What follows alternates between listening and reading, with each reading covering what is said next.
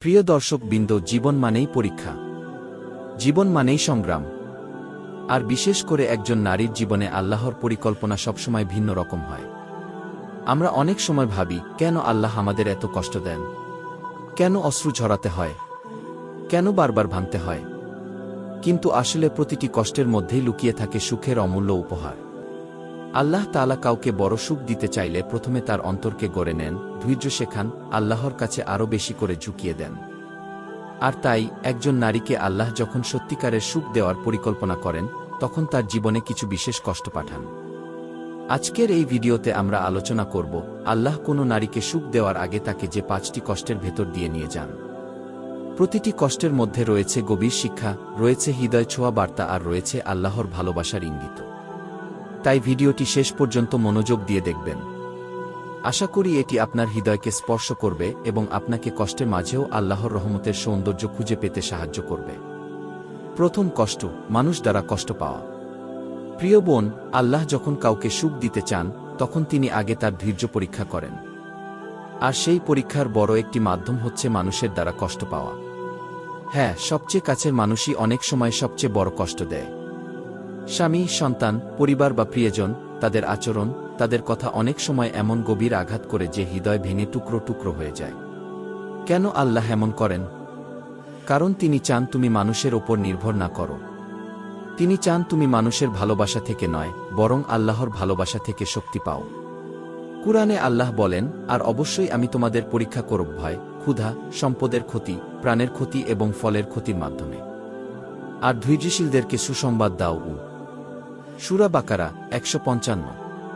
এই আয়াত থেকে বোঝা যায় মানুষের কষ্ট আল্লাহর পরীক্ষা। আল্লাহ দেখতে চান এই কষ্টের মাঝেও তুমি কি তার দিকে ফিরে যাও, নাকি হাল ছেড়ে দাও। প্রিয় বোন, মনে রেখো, যখন মানুষ তোমাকে কষ্ট দেয়, তখন সেটি আল্লাহর এক রহস্যময় পরিকল্পনা। কারণ মানুষের কষ্টের পরেই আসে আল্লাহর বিশেষ রহমত। তুমি যদি ধৈর্য ধরতে পারো, কান্নার মাঝে নামাজে দাঁড়াতে পারো, আর আল্লাহর কাছে দোয়া করতে পারো, তবে সেই কষ্টই হবে তোমার সুখের সিঁড়ি। মানুষ তোমাকে ভাঙবে, কিন্তু আল্লাহ তোমাকে গড়বেন। আর গড়বেন এমনভাবে যেভাবে তুমি নিজেও কখনো কল্পনা করনি। দ্বিতীয় কষ্ট, স্বপ্ন ভেঙে যাওয়া। প্রিয় বোন, আল্লাহ যখন সত্যিকারের সুখ লিখে দেন, তার আগে অনেক সময় তোমার প্রিয় স্বপ্নগুলো ভেঙে দেন। যেটা তুমি সবচেয়ে বেশি চেয়েছিলে সেটা তুমি পাও না। যেটার জন্য তুমি রাত দিন দোয়া করেছিলে, সেটাই আল্লাহ তোমার কাছ থেকে সরিয়ে নেন। তখন মনে হয় জীবন অন্ধকার, সবকিছু শেষ, আর কোনো আশা নেই।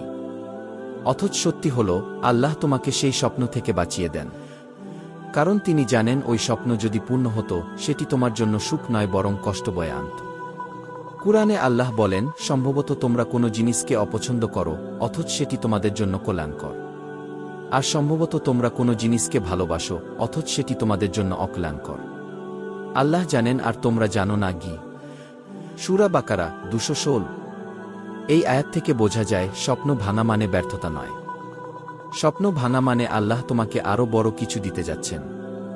তুমি ভাবছ দরজা বন্ধ হয়ে গেল, কিন্তু আল্লাহ তোমার জন্য জানালা খুলে দিচ্ছেন। প্রিয় বোন, তাই যখন স্বপ্ন ভেঙে যায় তখন কেঁদে ফেলো, আল্লাহর কাছে দোয়া করো, কিন্তু কখনোই মনে করো না যে আল্লাহ তোমাকে ছেড়ে দিয়েছেন। বরং মনে রেখো, আল্লাহ তোমার হৃদয়কে নতুন সুখের জন্য প্রস্তুত করছেন। আর সেই সুখ হবে তোমার কল্পনার চেয়েও সুন্দর। তৃতীয় কষ্ট, একাকিত্বের কষ্ট। প্রিয় বোন, আল্লাহ যখন সত্যিকারের সুখ দিতে চান, তখন অনেক সময় তোমাকে একা করে দেন। যাদের উপর তুমি ভরসা করেছিলে তারা সবাই একে একে দূরে সরে যায়। বন্ধু নেই, আপনজন নেই, এমনকি সবচেয়ে কাছের মানুষও বুঝতে চায় না। মনে হয় পুরো পৃথিবী ফাঁকা, তুমি একা। কেন আল্লাহ এমন করেন? কারণ তিনি চান তোমার অন্তর একমাত্র তার উপর নির্ভরশীল হোক। আল্লাহ চান তুমি মানুষের দরজা ছেড়ে তার দরজায় কড়া নাড়ো। রাসূলুল্লাহ সাল্লাল্লাহু আলাইহি ওয়াসাল্লাম বলেছেন, জেনে রাখো, যদি সমস্ত মানুষ একত্র হয়ে তোমাকে উপকার করতে চায়, তারা কেবল সেইটুকুই পারবে যা আল্লাহ তোমার জন্য লিখে রেখেছেন। আর যদি তারা সবাই মিলে তোমার ক্ষতি করতে চায়, তারা কেবল সেইটুকুই পারবে যা আল্লাহ নির্ধারণ করেছেন। এই হাদিস আমাদের শেখায়, মানুষের উপর ভরসা ভেঙে যাওয়া আসলে আল্লাহর বড় রহমত।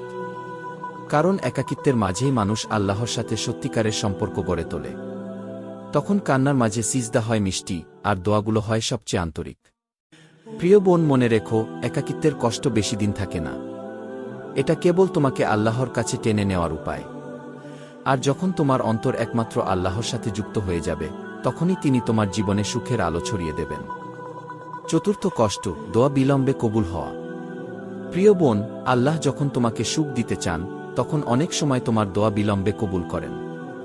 তুমি হয়তো কান্না করে বারবার হাত তুলে আল্লাহকে ডাকছ, তবুও দোয়া সঙ্গে সঙ্গে কবুল হচ্ছে না। মনে হয় আল্লাহ কি তোমার ডাক শুনছেন না? মনে হয় আল্লাহ কি তোমাকে ভুলে গেছেন? কিন্তু সত্যি হল, আল্লাহ কাউকে কখনো ভুলে যান না। তিনি বলেন, তোমরা আমাকে ডাকো, আমি তোমাদের ডাকে সাড়া দেব। সূরা গাফির 60। তাহলে দেরি হয় কেন?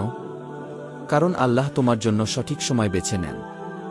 তিনি জানেন কোন সময়ে, কোন অবস্থায়, কোন জিনিস তোমার জন্য কল্যাণকর হবে।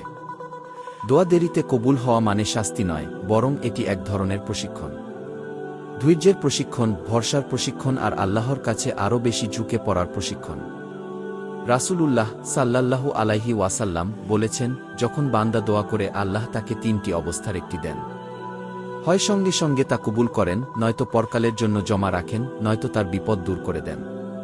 তাই প্রিয় বোন, যখন দোয়া কবুল হতে দেরি হয়, হতাশ হয় না। মনে রেখো, বিলম্বেই প্রমাণ করে যে আল্লাহ তোমার জন্য বড় কিছু জমা রেখেছেন। আর যখন সেই সময় আসবে, তখন তুমি বুঝবে অপেক্ষাটাই ছিল সবচেয়ে বড় সুখের অংশ। প্রিয় বোন, আজ আমরা দেখলাম আল্লাহ যখন কাউকে সুখ দিতে চান, তখন আগে তাকে কষ্টের ভেতর দিয়ে নিয়ে যান। কখনো মানুষ দ্বারা কষ্ট দেন, কখনো স্বপ্ন ভেঙে দেন, কখনো একাকিত্বে ফেলেন, কখনো দোয়া কবুলের দেরি করেন। আর এই কষ্টগুলো শেষ পর্যন্ত আমাদের হৃদয়কে নরম করে, ধৈর্য শেখায় আর আল্লাহর সাথে সম্পর্ক দিয়ে করে। মনে রেখো, আল্লাহ তোমাকে কষ্ট দেন শাস্তি হিসেবে নয়, আল্লাহ তোমাকে কষ্ট দেন তোমাকে গড়ার জন্য। যেন তুমি সেই সুখ পাও যেটা তিনি তোমার জন্য লিখে রেখেছেন। তাই বোন, আজ যদি তুমি কষ্টে থাকো, মনে রেখো আল্লাহ তোমাকে ভুলে যাননি, বরং তিনি তোমাকে ভালোবাসেন। আর এই ভালোবাসার কারণেই তিনি তোমাকে পরীক্ষা দিচ্ছেন। ধৈর্য ধরো, আল্লাহর ওপর ভরসা করো, কান্নার মাঝে দোয়া করো। ইনশাআল্লাহ খুব শিগগিরই তুমি দেখবে এই সব কষ্টই তোমার জীবনের সবচেয়ে বড় সুখের দরজা খুলে দিয়েছে। হে আল্লাহ, যারা এই ভিডিওটি দেখছে বা শুনছে, তাদের জীবনের সব দুঃখ দূর করে দিন। হে আল্লাহ, তাদের অন্তরে শান্তি দিন, তাদের মুখে হাসি ফিরিয়ে দিন। হে আল্লাহ, তাদের জীবনের প্রতিটি কষ্টকে সুখের দরজায় পরিণত করে দিন। হে আল্লাহ, তাদের দোয়া কবুল করুন, তাদের পরিবারকে হেফাজত করুন, তাদের রিজিক হালাল ও প্রশস্ত করে দিন। হে আল্লাহ, আমাদের সবাইকে আপনার প্রিয় বান্দা বানিয়ে